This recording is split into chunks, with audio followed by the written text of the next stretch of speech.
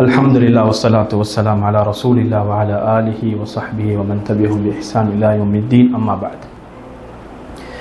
ஜனாயிஸ், அஹ்காமுல் ஜனாயிஸ் என்ற பகுதியில் நாங்கள் பெரும்பான்மையான பகுதிகளை நாங்கள் படிச்சிட்டோம். இன்றைக்கு நாங்கள் பார்க்க போகிற தலைப்பு என்னென்னா, ஜனாசாக்களில் நடக்கக்கூடிய பித்அத்துக்கள், நூதனமான செயல்கள்.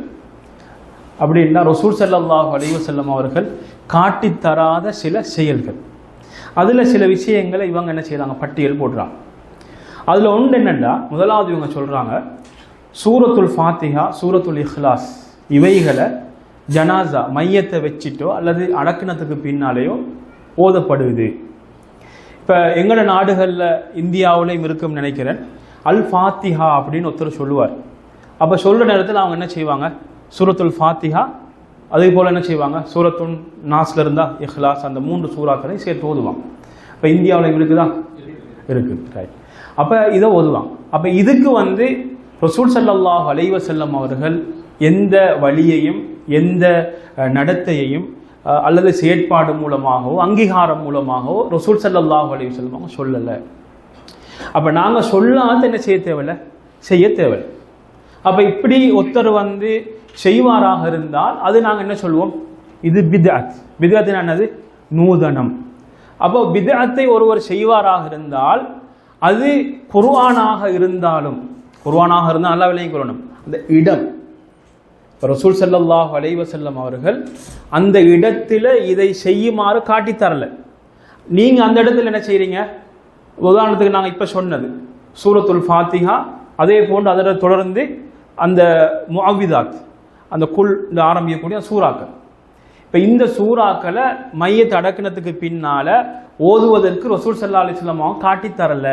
இப்போ ஒரு கேள்வி ஒன்று உங்கள்கிட்ட வரும், எப்படின்னா குர்ஆனைத்தானே ஓதுனாரு இல்லையா, என்னத்தை ஓதுனாரு, குர்ஆனைத்தானே. குர்ஆன் ஓதுறது பிழையா, குர்ஆன் ஓதுறது பிழையான்னு வரும். சரி, இப்போ அல்லாஹு தஆலா ரசூல் ஸல்லல்லாஹு அலைஹி வஸல்லம் அவர்களை சொல்கின்ற பொழுது என்ன சொல்கிறான், உங்களுக்கு அல்லாஹுடைய தூதரிலே அழகிய முன்மாதிரி இருக்குதுன்னு சொல்றான். முன்மாதிரி என்னது, அவரை பின்பற்றுவது, அவர் ஒரு முன்மாதிரி. அப்ப அவங்க செஞ்ச மாதிரி நாங்க செய்யறது தான் அவங்க முன்மாதிரி. அதே போல அல்லாஹ் தஆலா என்ன சொல்றான், இன் குன்தும் துஹிப்பூன அல்லாஹ ஃபத்தபிஊனி. அப்ப நீங்க அல்லாஹுவை விரும்பக்கூடியவர்களாக இருந்தால் ஃபத்தபிஊன், என்னை நீங்கள் பின்பற்றுங்கள். இத்திபாண்டா என்ன அர்த்தம், ஒருவர் செய்த மாதிரியே செய்கிறது, அதான் இத்திபா, அவர் செஞ்ச மாதிரியே செய்கிறது. அப்ப ரசூல் ஸல்லல்லாஹு அலைஹி வஸல்லம் அவர்கள் காட்டி தரல என்று சொன்னா அது என்னது, அதுல இத்திபா இருக்குதா, இத்திபா இல்லை. சரி, ரசூல் ஸல்லல்லாஹு அலைஹி வஸல்லம் அவங்க சொன்னாங்க, மன் அமில அமலன் லைஸ அலைஹி அம்ருனா ஃபஹுவ ரத். யார் ஒருவர் ஒரு அமல் செய்கிறாரு, நல்ல காரியம் என்று செய்கிறாரு, அவராக யோசிச்சாரு, இல்லாட்டி ஏற்கனவே ஒரு ஆள் செஞ்சதுண்டா நாங்கள் என்ன சொல்லலாம், ஒரு நூற்றாண்டுகளோ அல்லது ஒரு 10-20 வருஷத்துக்கு முன்னால ஒருவர் நல்ல விஷயம்னு உருவாக்கிட்டு போனார். இப்போ அந்த விஷயத்தை இவர் நல்லது என்று கருதி செய்கிறார். ஆனா அந்த விஷயத்தை ரசூல் ஸல்லல்லாஹு அலைஹி வஸல்லம் காட்டி தரல என்றால் அது என்னது, ஃபஹுவ ரத். ரத்னா என்னது, நிராகரிக்கப்படும்.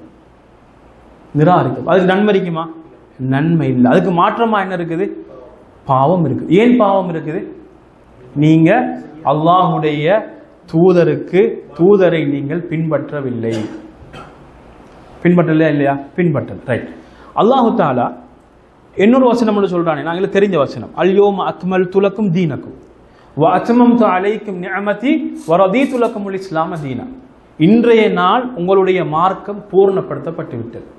அப்ப பூர்ணப்படுத்தப்பட்டு விட்டால் பூர்ணமான மார்க்கத்தை ரசூல் ஸல்லல்லாஹு அலைஹி வஸல்லம் காட்டி தந்துட்டாங்க. இப்ப நீங்க அல்லாஹ்வுடைய தூதர் காட்டி தராத ஒன்றை இது நல்லது என்று செஞ்சால் அர்த்தம் என்ன, அர்த்தம் என்ன,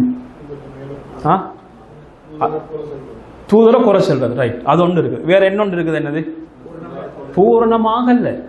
என்ன சொல்றீங்க நீங்க, சொன்னையோ சொல்லலையோ நினைச்சோ நினைக்கலையோ உங்களுடைய செயல் அதைத்தான் காட்டுது இல்லையா. என்ன செய்யுது, செயல் அதை காட்டுகிறது. அப்போ இதில் நிறைய பயங்கரமான அம்சங்கள் அடங்கிய ஒன்று தான் இந்த நூதனம் என்று சொல்லக்கூடிய விஷயங்கள். நாங்கள் என்ன செய்யணும்? அல்லாஹுவின் தூதரை நாங்கள் பின்பற்ற வேண்டும். சரி, இதில் ஒன்று. இரண்டாவது, அல் இஜ்திமா ஃபி மக்கானின் லித்தஅஸியா, தாசியாவுக்காக வேண்டி. தாசியானா தெரியும், தாசியா என்னது? தாசியா சம்பந்தமாக தனிய பின்னால் சொல்கிறாங்க. நான் இந்த சப்ஜெக்டை மட்டும் பார்த்துட்டு பேசிடுவோம். சரி, தாசியா என்ன சொல்கிறது? ஆறுதல் சொல்கிறது. இப்போ ஜனாசா, அதாவது ஒரு குடும்பத்தில் ஒரு மரணிச்சாருண்டா அந்த மரணித்தவருடைய குடும்பத்துக்கு ஆறுதல் செல்வது. இந்த ஆறுதல் செல்வதற்காக வேண்டி, ஆறுதல் சொல்வதற்காக வேண்டி ஒரு இடத்துல ஒன்று கூடி இருப்பது, இது என்னது? இது பிஜாத். கூடாது. கூடுமா? கூடாது. இமாம் இப்னு கய்யிம் ரஹிமஹுல்லாஹ் அவங்க சொல்றாங்க, தஅஸியத்து அஹ்லில் மையித் வலம் யகுன் மின் ஹதீஹி அன் யஜ்தமிஅ லில் அஸா. தஅஸிய, அதாவது ஆறுதல் செல்கின்ற ஜனாசாவுக்கு, மரணித்தவர்களுடைய அந்த குடும்பத்துக்கு ஆறுதல் சொல்கின்ற விஷயத்தில் ஒரு இடத்துல ஒன்று கூடி இருந்து அவர்களுக்கு போய் ஆறுதல் செல்வது என்பது ரசூல் ஸல்லல்லாஹு அலைஹி வஸல்லம் அவர்களுடைய வழியில் கிடையாது. என்னது? அவர்களுடைய வழிகாட்டல் கிடையாது. இதை கொஞ்சம் விரிவாக நம்ம பின்னால் பார்ப்போம். சரி, மூன்றாவது விஷயம், மரணித்தவர்களுக்காக வேண்டி குர்ஆன் ஓதுவதற்கு கூலிக்கு ஆள் பிடிப்பது. இது இங்கேயும் இருக்குது, நம்ம நாட்டிலையும் இருக்குது. இங்கே எப்படி இருக்குதுண்டா, இந்த தாசியாக்குன்னு சொல்லி போவாங்க தானே, அந்த இடத்துல ஒரு ஆளை கூட்டிட்டு குர்ஆன் ஓத வைப்பாங்க. என்ன செய்வாங்க? குர்ஆன் ஓத வைப்பாங்க. அதுவும் என்னது? கூடாது. கூடுமா? கூடாது. ரசூல் ஸல்லல்லாஹு அலைஹி வஸல்லம் அப்படி செய்யல, அந்த வழி காட்டல. அதே போல இது ஒரு விஷயம். ரெண்டாவது விஷயம் என்னண்டா, சிலவங்க என்ன செய்வாங்கன்னா, ஒருத்தருடைய பேரை சொல்லி அவருக்கு நீங்க என்ன செய்யுங்க, இத்தனை குர்ஆன் ஓதித்தாங்கன்னு சொல்லி ஒரு ஆள் என்ன செய்யறது, ஒரு குர்ஆனுக்கு எவ்வளவு? 5000 ரூபா. அப்ப எத்தனை? 10 குர்ஆன்டா எத்தனை? 50,000 ரூபா. அப்ப 50,000 ரூபாய்க்கு நீங்க என்ன செய்யுங்க, 10 குர்ஆனை ஓதித்தாங்கன்னு சொல்லி அவர் பண்றது. இது எங்க இருந்து என்ன நடக்குது? இது மார்க்கமா இல்லாட்டி வேற என்னையுமாண்டு யோசிக்கின்ற அளவுக்கு இந்த செயல்பாடுகள் இருக்கு. சில வரலாறுகள் நடந்த, உண்மையிலே நடந்த வரலாறுகள் எப்படின்னா, சில இலங்கையில் சில குறிப்பிட்ட ஊர்களில், அந்த ஊர்களில் என்னென்னா உலமாக்கள்கிட்ட கோல் பண்ணி கேட்பாங்க, உங்கள்கிட்ட ஓதுன குர்ஆன் இருக்குதா? எங்கே வச்சிருக்காரு ஓதுன குர்ஆன்? ஓதுன குர்ஆன் இருக்குதா அவங்கள்ட்ட? எதுக்கு? இல்லை, ஒரு கன்றை கொண்டு வந்திருக்குது, அவங்க 10 குர்ஆன் கேட்குறாங்க, உங்கள்கிட்ட ஒரு 2 குர்ஆன் இருந்தால் தாங்க. இப்படியெல்லாம் வியாபாரம் பெய்த்து கொண்டு இருக்கு. இப்படியெல்லாம் என்ன வியாபாரம் பெய்த்து கொண்டு, இது ரசூல் ஸல்லல்லாஹு அலைஹி வஸல்லம் காட்டின வழியா? இல்லை, ரசூல் ஸல்லல்லாஹு அலைஹி வஸல்லம் காட்டின வழியே இல்லை. சரி, நாலாவது விஷயம், கபரை உயர்த்துவது. கபரை ஒரு அளவுக்கு ரசூல் ஸல்லல்லாஹு அலைஹி வஸல்லம் உயர்த்துறதுக்கு அனுமதி தந்தான். எப்படி? அந்த மண்ணாலே உயர்த்துவது. ஒரு ஷான் இல்லையா, ஒரு ஷான் அளவு உயர்த்துவதற்கு ரசூல் ஸல்லல்லாஹு அலைஹி வஸல்லம் அனுமதி தந்தாங்க.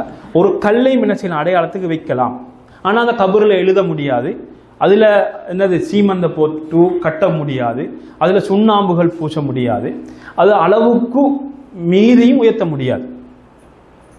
அப்போ இந்த வரையறைகளோடு அந்த கபர் என்ன செய்யலாம்? ஓரளவுக்கு உயர்த்தலாம், ஆனால் மிகிதமாக உயர்த்த முடியாது. இப்போ உயர்த்துவதும் என்னது? மார்க்கத்தில் அனுமதிக்கப்படாத ஒன்றாக இருந்து கொண்டு இருக்கிறது. சரி, அதே நேரத்தில் மக்பராவை, அதாவது ஜியாரத் பண்ணுவதற்கு சில குறிப்பிட்ட நாட்களை தேர்ந்தெடுத்து வைக்கிறது.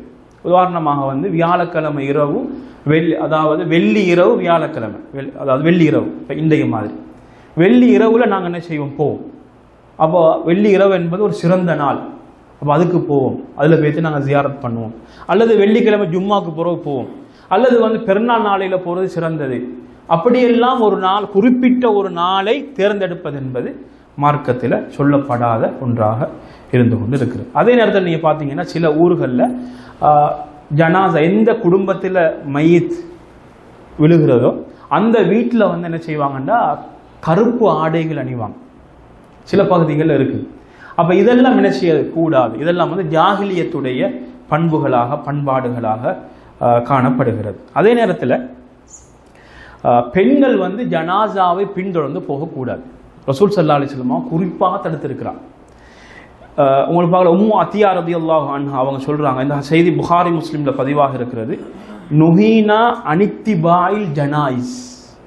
ரசூல் ஸல்லல்லாஹு அலைஹி வஸல்லம் அவர்கள் ஜனாசாவை பின்தொடர்ந்து செல்வதை எங்களை தடுத்தார்கள் என்ற செய்தியை நாங்கள் பார்க்கலாம். சரி, இப்போ தாசியா என்ற ஒரு தனி பகுதி, தனி ஒரு தலைப்பில் இவங்க பேசுகிறாங்க. தாசியா வசியாரத்துல் குபூர், இந்த ரெண்டு தலைப்பையும் பேசுகிறாங்க. தாசியான்னு சொல்வது வந்து ஆறுதல் சொல்வது இல்லையா, ஆறுதல் சொல்வது. இப்போ இதுக்கு அரபுல சொல்லுவாங்கன்னா தஸ்லியத்துல் முசாப் வ தக்வியத்துஹு அலாமா அசாப். அப்படின்னா அதாவது சோதனை ஏற்பட்டவர் இருக்கிறாரே அவருக்கு ஆறுதலான வார்த்தை சொல்லி அவரை பலப்படுத்துவது, அதுதான் அதோட நோக்கம். ஆறுதல் சொல்வதோட நோக்கம் என்னது? அதுதான் அவர் எந்த துன்பத்தில் இருக்கிறாரோ அதிலிருந்து அவரை வெளியே கொண்டு வந்து அவரை கொஞ்சம் உஷாராக்குறதுன்னு சொல்லுவாங்க. சரி, இப்போ தாசியா என்பது வந்து சுன்னா. தாசியா வந்து சுன்னத்தான ஒரு விஷயம். ஒரு நாள் ரசூல் ஸல்லல்லாஹு அலைஹி வஸல்லம் அவங்கள்ட்ட வந்து அவனுடைய மகள்மார்கள் ஒருவர் ஒரு செய்தி அனுப்புகிறாங்க. அப்படின்னா உங்களுடைய அதாவது பேரப்புள்ள அவங்க வந்து அதாவது மௌத்துடைய நிலையில் இருக்கிறாங்க, அவங்க மரணிச்சிட்டாங்கன்ற ஒரு செய்தி வருது. வார நேரத்தில் ரசூல் ஸல்லல்லாஹு அலைஹி வஸல்லம் என்ன சொல்கிறாங்க தெரியுமா? லில்லாஹி மா அஹத வலஹு மா ஆத்தா வ குல்லுன் இந்தஹு பி அஜலின் முஸம்மா ஃபல் தஸ்தபிர் வல் தஹ்தசிப் என்ற செய்தியை சொல்லி அனுப்புகிறாங்க. இதை நீங்கள் அவங்கள்ட்ட சொல்லுங்கள், இதை நீங்கள் என்ன செய்யுங்க, இதை சொல்லுங்கள். இது ரசூல் ஸல்லல்லாஹு அலைஹி வஸல்லம் அவங்க சொன்ன ஆறுதலான வார்த்தை. எப்படி வார்த்தை அது? லில்லாஹி மா அஹத், எடுத்தது அல்லாஹுக்குரியது. வலஹு மா ஆத்தா, தந்ததும் யாருக்குரியது? அல்லாஹுக்குரியது. நீ தந்தாய், நீ எடுத்தாய். நீ தந்தாலும் அது உனக்குரியது தான், நீ எடுத்தாலும் அது உனக்குரியது தான். வகுல்லுன் இந்தஹு பி அஜலின் முஸம்மா, அனைத்துமே குறிப்பிட்ட ஒரு தவணையில தான் இருக்கும். அந்த தவணை வந்தவுடன் அனைத்தும் பேத்திருமா இல்லையா? எல்லாம் தவணைக்குரியதான். ஃபல் தஸ்தபிர் வல் தஹ்தசிப், நீங்க பொறுமையாக இருங்க, நன்மை எதிர்பார்த்திருங்க என்ற வார்த்தையை ரசூல் ஸல்லல்லாஹு அலைஹி வஸல்லம் சொல்றாங்க. இது ஆறுதல் சொல்ற வார்த்தைகள்ல மிகவும் முக்கியமான வார்த்தை. என்ன ரசூல் ஸல்லல்லாஹு அலைஹி வஸல்லம் அவங்க பாவிச்ச வார்த்தை. சரி, இப்போ நீங்க பார்க்கலாம், ஆறுதலுக்குன்னு சொல்லி சில வார்த்தைகள் சொல்லுவாங்க. என்ன வார்த்தைகள்? உங்களுக்கு தெரிஞ்ச வார்த்தைகள் என்னது? ஆதம் அல்லாஹு அஜ்ரக், வேற ஆதம் அல்லாஹு அஜ்ரக் வகஃபர் அலி மையித்திக் அஹ்சன் அல்லாஹு அஜ்ரக், வேற என்ன சொல்லுவாங்க? இப்படியான வார்த்தைகளை சொல்லுவாங்க. அப்ப இந்த வார்த்தைகள் வந்து சொன்னாலும் தாசியா உண்டாகுமான்னு கேட்டால் தாசியா உண்டாகும். தாசியாவுடைய நோக்கம் என்னன்னா அவருக்கு ஆறுதல் சொல்றது தான். நீங்க இந்த வார்த்தைகளை சொல்லலாம், இல்லாட்டி உங்களுக்கு நமக்கு தெரிஞ்ச பாஷையில சொல்லலாம், அல்லது வந்து இந்த பாதிக்கப்பட்டவர் என்ன பாஷை உடையவராக இருக்கு அந்த பாஷையில நாங்க என்ன செய்யலாம், நாங்க அவர்கிட்ட ஆறுதல் சொல்லலாம். எப்படி சொன்னாலும் அந்த ஆறுதல் என்ன செய்யும்? ஆறுதல் உண்டாகும் இல்லைங்களா? சரி, இதுல இந்த அஸாவுடைய விஷயத்தில் என்னண்டா நீங்க பாத்தீங்கன்னா சிலவங்க வந்து ஆறுதல் சொல்ல போறது, சரியா? ஆறுதல் செல்ல போற, எப்ப ஆறுதல் செல்ல போறேன்டா அவனுக்கு முசீபத் இந்த சோதனை எல்லாம் ஏற்பட்டு அவன் தெளிவாக தான் தெரிஞ்சிட்டு இருப்பான், ஊர்ல நிம்மதியா இருப்பான். அவன்கிட்ட போய் உட்கார்ந்து அந்த ஆதி காலத்தில் நடந்த விஷயங்கள் எல்லாத்தையுமே எடுத்து ஒவ்வொன்றா கேட்டு கேள்வி கேட்டு கேட்டு கேட்டு கேட்டு அவனோட உள்ளத்தை புண்படுத்தி அந்த நிகழ்வு இப்பொழுது நடந்த மாதிரி ஒரு ஃபீலிங் அவனுக்கு கொடுக்கிறது, இது கூடாது. சில மக்கள் அப்படி செய்யறாங்க இல்லையா? நாங்க போற எண்ணத்துக்காக வேண்டி ஆறுதல் சொல்றதுக்காக வேண்டி போறது, அவனுக்கு நல்ல வார்த்தைகள் சிலதை சொல்லிட்டு வாரது.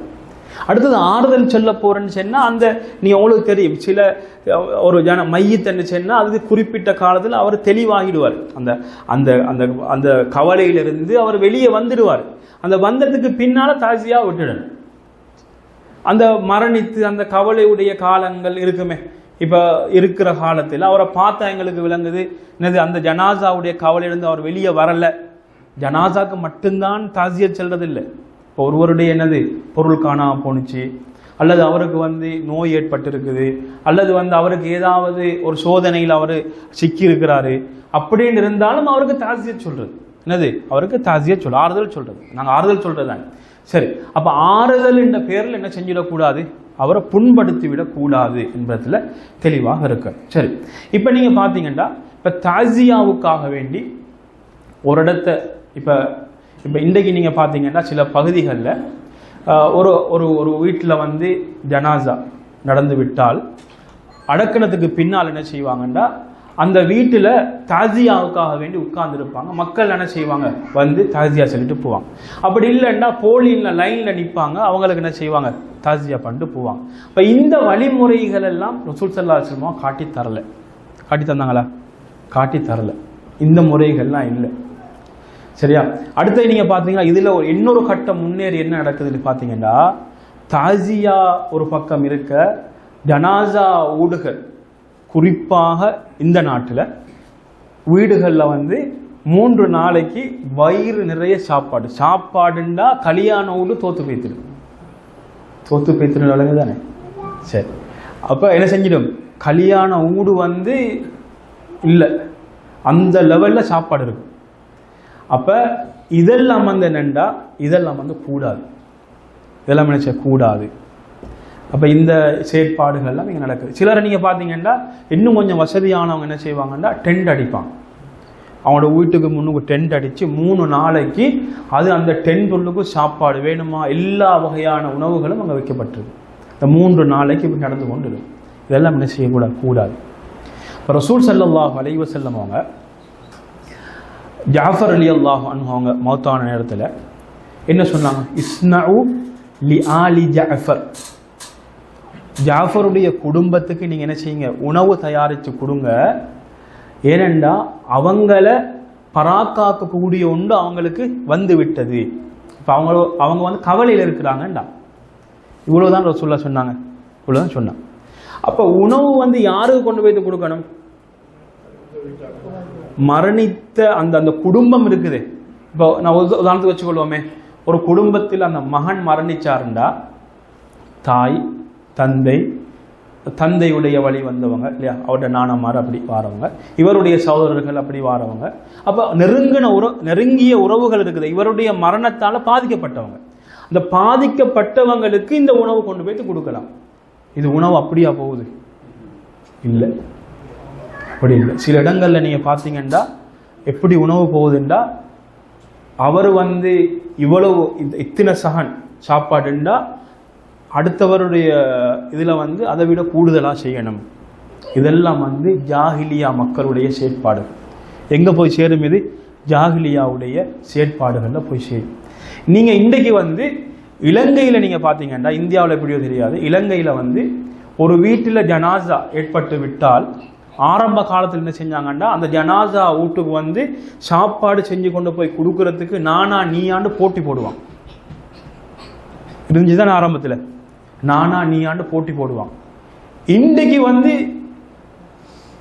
அந்த நிலைமை இருக்குதா? ஏன் இல்லை? சாப்பாடு வேணுமான்னு கேட்டால் அங்கேருந்து என்ன கோல் வரும்? ஒரு 30 சகனுக்கு கொண்டு வாங்களே சாப்பாடு, 40 சகனுக்கு கொண்டு வாங்கன்ற எங்கே கொண்டு வர? யாரு கேளும்? அப்போ இதெல்லாம் வந்து என்ன, இது கிடையாது, மார்க்கத்தில் அனுமதிக்கப்பட்ட செயல்கள் கிடையாது. அப்போ என்ன செய்யறது? அப்போ நாங்கள் அந்த ஜனாசா, யாருடைய வீட்டில் ஜனாசாவிலிருந்து யார் அந்த ஜனாசாவின் மூலமாக பாதிக்கப்பட்டதோ அவங்களுக்கு தான் சாப்பாடு கொண்டு போய் கொடுக்கணும். இது என்ன செய்யறது? இது ஊரெல்லாம் அழைக்கும். அந்த ஏரியாவில் இருக்கிற எல்லாருமே என்ன செஞ்சிடுவாங்க? அங்கே சாப்பாட்டுக்கு பெய்த்திடுவாங்க. அடுத்தது சாப்பாடு வருது என்று அழைப்பும் பெய்த்திடும். சில பகுதிகளில் எப்படி இருக்குதுன்னு கேட்டீங்கன்னா, ஜனாசா வீடா இல்லாத கல்யாண வீடான்னு யோசிக்கின்ற அளவுக்கு இருக்கும். அங்கே ஜனாசாவை எடுக்கிறதுக்கு முன்னாலே பக்கத்து வீட்டில் பெரிய சட்டியில் சாப்பாடெல்லாம் ஆக்குவாங்க, தயார் செய்ய ஆரம்பிச்சிடுவாங்க. அப்போ இதெல்லாம் என்னது? இதெல்லாம் வந்து அதாவது மார்க்கத்துக்கு முரணான செயற்பாடுகளாகவே காணப்படுகின்றன. அப்போ நாங்கள் என்ன செய்யறது? மார்க்கம் எங்களுக்கு எவ்வளவு செல்லுதோ அந்த அளவில் நாங்கள் நின்று கொள்வதே திருப்தியானது, சிறந்ததாக காணப்படுகிறது. சரி, அடுத்தது இதில் நீங்கள் பார்த்தீங்கன்னா ஹுக்முன் நதுப் வன்னியாஹ் அலல் மைத். அதாவது ஒருவர் மரணிச்சிட்டாருண்டா அவருடைய, அதாவது அவரை நினைத்து அவருடைய நல்லதுகளை சொல்லி அவரை புகழ்றது இல்லையா? இப்படி ஒரு இது பண்பொண்டு இருக்குது. ஆனால் முஸ்லீம்களிடத்துல பெரும்பாலும் இல்லாத சில இடத்துல இருக்கலாம். அந்த அவங்களுடைய அந்த கவலையை தெரிவிக்கிறதுக்கு என்ன சொல்றது, நீங்க வாழ்கின்ற பொழுது நீங்க இப்படி எல்லாம் கொடுத்தீங்க, வாங்கினீங்க, எடுத்தீங்க, வச்சீங்க, இப்படி எல்லாம் சொல்லி சொல்லி அழுகிறது. இதெல்லாம் என்னது கூடாது. ரசூல் ஸல்லல்லாஹு அலைஹி வஸல்லம் அவங்க தடுத்த விஷயங்கள் ஒன்று. அதே போல நீங்க பாத்தீங்கன்னா அந்த அவர் மரணிச்சிட்டாரு, அந்த மரணத்தை தாங்க முடியாம அவருடைய முகத்துக்கு அடிச்சு கொள்றது, அவர் ஆடைய பிக்க பார்க்கறது, முடிகளை பிச்சு கொள்றது, முடிகளை அப்படியே முன்னுக்கு போட்டுக் கொள்றது பெண்கள் இல்லையா? அப்ப இந்த விஷயங்கள் எல்லாம் கூடாது. இதெல்லாம் எதை காட்டுதுண்டா அல்லாஹுடைய ஏற்பாட்டை மறுக்கின்ற அம்சங்களாகவே காணப்படுது. ஏன்னா அல்லாஹு தாலாவுடைய விதி, அல்லாஹு தாலாவுடைய ஏற்பாடின் மூலமாக அவர் மரணிச்சிருக்கிறார். நாங்கள் என்ன செய்யணும்? பொறுமையாக இருக்கணும், அதே நேரத்தில் நன்மை எதிர்பார்த்து இருக்கணும். சரி, அழக்கூடாதா? அடுத்த கேள்வி, அழக்கூடாதான்னு கேட்டால் அழலாம். எப்படி அழலாம்? இந்த ரெண்டு பகுதியும் வரக்கூடாது. மனிதன் தானே, அவனுக்கு உணர்வுகள் இருக்குது தானே. தனது குழந்தை மரணித்து விட்டது என்றால் அவனை அறியாமலே அவனுக்கு என்ன செய்யும்? கண்ணில் இருந்து கண்ணீர்கள் வரும். அவனுடைய தாய், அவனுடைய தந்தை, அவனுடைய சகோதரர் மரணித்து விட்டார் என்றால் அவர்களுக்கு தெரியாமலே அவர்களுடைய கண்களிலிருந்து என்ன செய்யும்? கண்ணீர்கள் வழியும். அப்ப இந்த உணர்வுகள் ஒரு மனிதனுக்கு இயற்கையில வரும். இப்ப ரசூலுல்லாஹி ஸல்லல்லாஹு அலைஹி வஸல்லம் அவர்களுடைய மகன் இப்ராஹிம் இல்லையா, இப்ராஹிம் மரணிச்ச நேரத்தில் அப்ப ரசூலுல்லாஹி ஸல்லல்லாஹு அலைஹி வஸல்லம் அவங்க என்ன செய்யறாங்க? அழுதுட்டாங்க. கண்ணால கண்ணீர் போகுது. அப்ப கண்ணீர் போற நேரத்தில் ரசூல் ஸல்லல்லாஹு அலைஹி வஸல்லம் அவங்க சொல்றாங்க, இன்னல் ஐன ததுமா, கண்கள் என்ன செய்கிறது? கண்ணீர் வடிக்கிறது. வல் கல்பு யஹ்ஸன், உள்ளம் கவலை கொள்கிறது. ஆனாலும் வலா நகூலு இல்லா மா யுர்தி ரப்பனா, எங்களுடைய ரப்பு அவனை பொருந்திக் கொள்கின்ற அல்லது அவனை பொருத்தம் செய்கின்ற வார்த்தைகளை தவிர நாங்கள் வேற எதையுமே நாங்கள் சொல்ல மாட்டோம். அப்ப கண்ணீர் வருகின்ற அளவுக்கு அழுவது என்பது என்ன கிடையாது? தடுக்கப்பட்ட ஒரு விஷயம். மனிதன் என்று அவனுக்கு உணர்வு இருக்குது, அந்த உணர்வால் வருகின்ற கண்ணீர் தான் இது, தடை கிடையாது. சரி, அடுத்த தலைப்பாக இவங்க போடுறாங்க கபர் ஜியாரத் செய்வது. சரியா? கபரை ஜியாரத் பண்ணுவது. இப்ப இதுல ஆண்களுடைய விஷயத்துல கபர் ஜியாரத் பண்ணுவது சுன்னா. சரியா? சுன்னா. இதுல ஒரு வரலாறு நாங்க தெரிஞ்சுக்கணும். என்ன வரலாறு அப்படின்னு கேட்டால், ரசூல் ஸல்லல்லாஹு அலைஹி வஸல்லம் அவங்க மக்காவில் இருக்கின்ற பொழுது ரசூல் ஸல்லல்லாஹு அலைஹி வஸல்லம் அவர்கள் கபரை ஜியாரத் செய்வதை தடை செய்தார்கள். உங்களுக்கு அந்த ஹதீஸை பார்க்கலாம். குந்து நஹைத்துக்கும் அன் ஜியாரத்தில் குபூர், கபறுகளை ஜியாரத் பண்ணுவதை நான், ஜியாரத் பண்ணுவது என்னது? எங்களுக்கு ஜியாரத் என்ற சொல்லுக்கு தெரியும், அர்த்தம் சொல்ல தேவை. அப்ப என்னது? கபறுகளை போய் சந்திப்பதுன்னு சொல்லுவோம், விசிட் பண்றேன்னு சொல்லுவோம் இல்லையா? அப்ப நான் இதை தடுத்திருந்தேன், இப்பொழுது நீங்கள் என்ன செய்யுங்கள்? ஃபஸூருஹா, அவைகளை நீங்கள் ஜியாரத் செய்யுங்கள் அப்படின்னு சொன்னாங்க. சொல்லிட்டு சொன்னாங்க ஃபஇன்னஹா, இந்த திருமிதியில அதுல அந்த ஹதீஸ், இந்த ஹதீஸ் முஸ்லீம்ல வருது, இந்த ஹதீஸ் திருமிதியில ஒரு அதிகரிப்போட வருது. என்ன? ஃபஇன்னஹா துதக்கிரு அல் ஆஹிரா, ஆஹிராவை நினைவூட்டும்னு சொன்னாங்க. நினைவூட்டுமா இல்லையா? நினைவூட்டும். ஒரு மரணத்தை விட ஒரு மனிதனுக்கு அதான் உபதேசம் எதுவுமே கிடையாது. மரணத்தை விட ஒரு உபதேசம். அப்ப கபறுகளை போய் அவன் தரிசிப்பது என்பது, தரிசிக்கிறா எப்படி தரிசிக்கிறது? அங்க போய் அவன் நோக்கம் என்னது? நான் போனா ஆஹிராவுடைய எண்ணம் எனக்கு வரும், அல்லாஹுவை பற்றிய பயம் வரும், நாளைக்கு நான் இந்த இடத்துல தான் நான் அடக்கம் செய்யப்படுவேன் என்ற எண்ணம் வரும். அப்ப இவைகளை எல்லாம் அவங்க போயிட்டு நான் சிந்திப்பான்.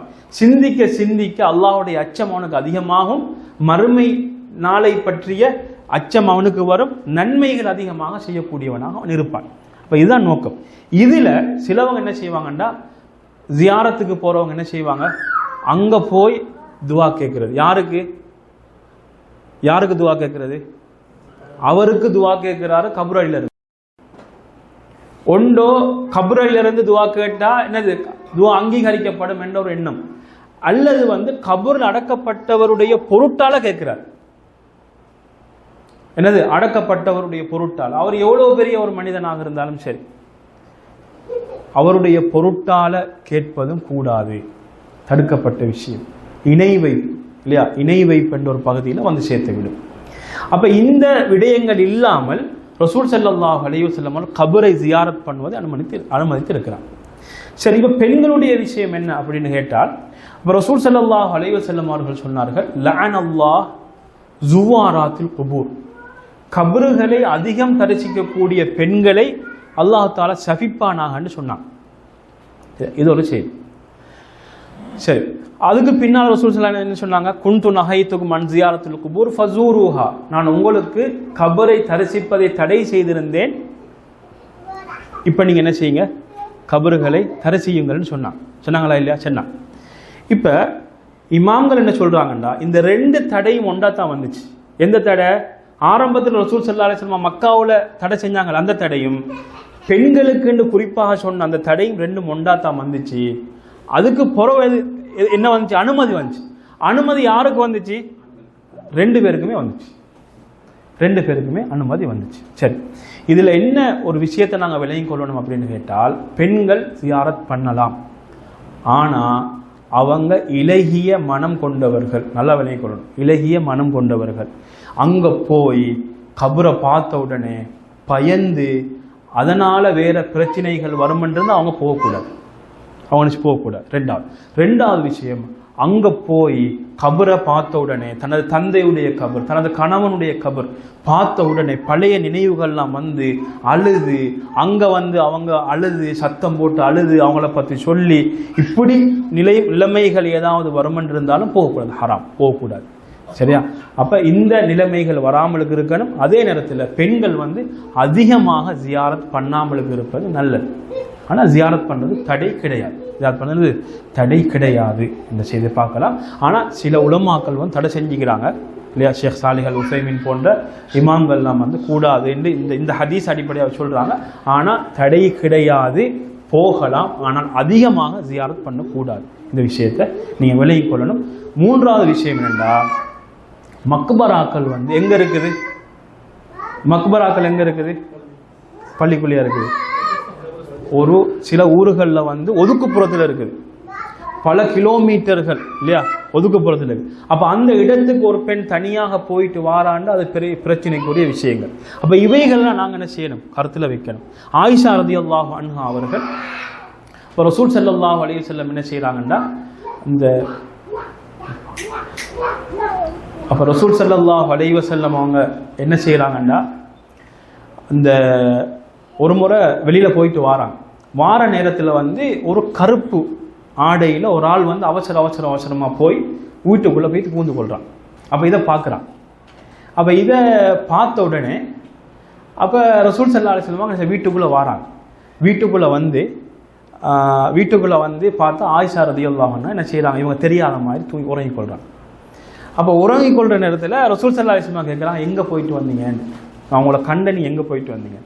இல்லை, என்ன சகோதரன் அப்துல் ரஹ்மானுடைய கபரை நான் போய் தரிசிச்சுட்டு வரேன்டா, ஜியாரத் பண்ணிட்டு வரேன்டா.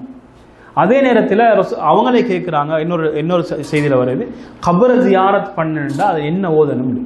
அப்போ ரசூல் ஸல்லல்லாஹு அலைஹி வஸல்லம் கபரை ஜியாரத் பண்ணுற நேரத்தில் ஓதக்கூடிய துவா இருக்குது, அந்த துவாவை கற்றுக் கொடுக்குறாங்க இல்லைங்களா? அப்போ இந்த ஆதாரங்கள் இவைகளை உதவி ஆதாரங்களாக வச்சு அப்போ இந்த ரசூல் ஸல்லல்லாஹு அலைஹி வஸல்லம் அனுமதித்த அந்த பகுதியை வச்சு என்ன செய்யலாம்? பெண்கள் வந்து ஜியாரத் செய்யலாம், ஆனால் அதிகமாக ஜியாரத் பண்ணக்கூடாது. ஆனால் நாங்கள் சொன்ன சில விதிவிலக்குகள் இருக்குது, அந்த விதிவிலக்குகளோடு என்ன செய்யணும்? ஜியாரத் செய்ய வேண்டும். சரியா? அப்போ இந்த விஷயத்தை நாங்கள் தெளிவாக புரிந்து கொள்ள வேண்டும். வ ஆஹிர் தாவானா அல்ஹம்துலில்லாஹி ரப்பில் ஆலமீன்.